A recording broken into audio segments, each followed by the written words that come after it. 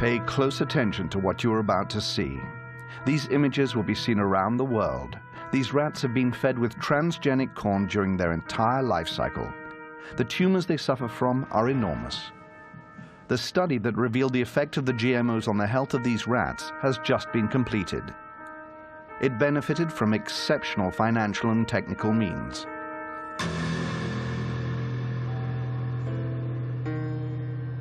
We were able to witness the study in its entirety.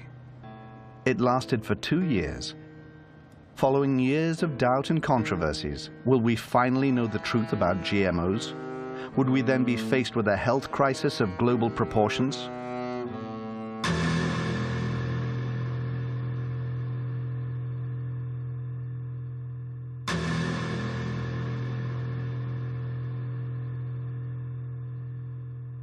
This is the longest, most thorough study to have been carried out on a GMO, and we have also carried out a joint study on the most used pesticide in the world, the Roundup, which is a herbicide. It belongs to the main pesticide category. We spent over a year trying to obtain transgenic corn because no GMO manufacturers were willing to provide them. This is because Monsanto requires contracts to be signed stipulating that the seeds must not be used for testing and an arrangement must be made prior to the testing. We wanted our study to be independent. This is the first time that a 2-year study has been conducted on GMOs. And there lies the big difference. Furthermore, we tried to evaluate a maximum of biochemical and biological parameters with repeated blood tests, weighing of the specimens, and urine tests. We studied the hepatic and urinary parameters, as well as the blood parameters, all the parameters that can be studied. We also studied the hormonal parameters, which has never been done in previous studies. This experiment is a world premiere. Up until now, the corn NK603, the very one selected for the study, had only been tested over a 3-month period, and that in a test environment entirely controlled by Monsanto, its manufacturer.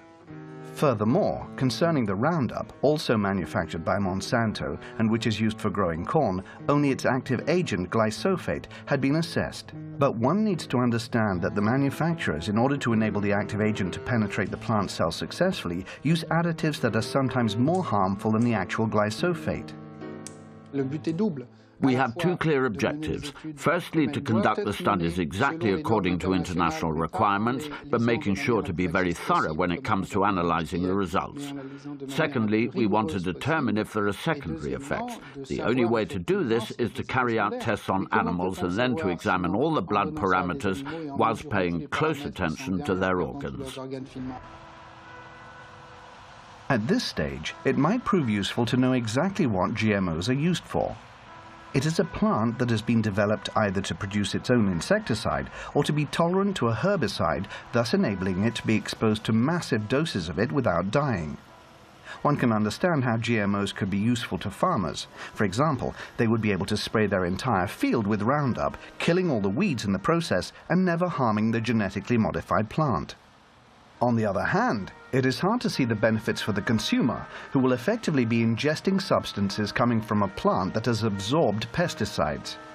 That is why it is crucial to test not only the GMO, but also the GMO with its residue and the pesticide on its own.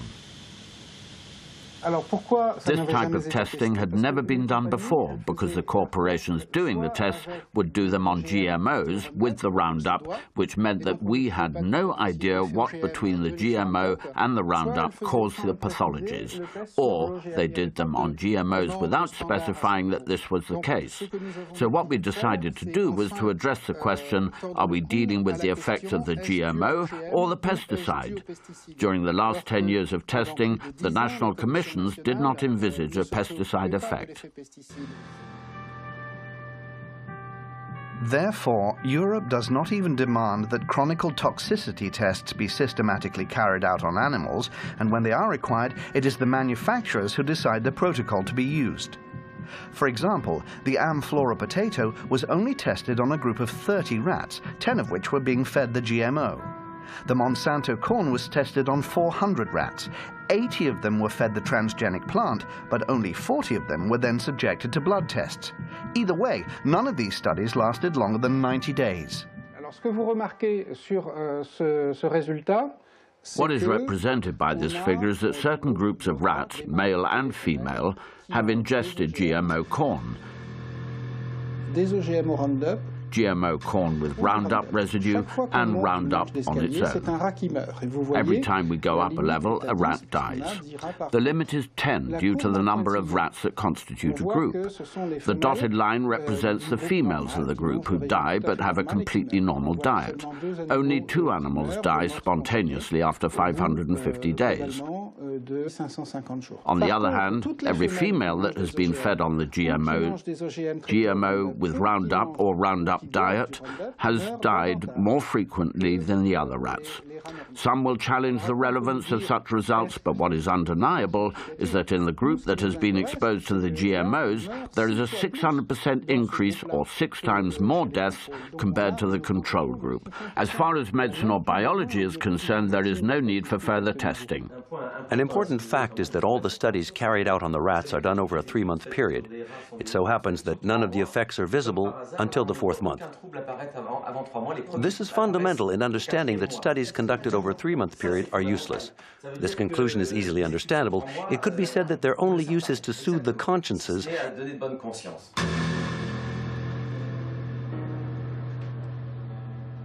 Every rat out of the 200 that were tested was dissected by Professor Seralini's team. They did this to discover exactly what had affected their organs.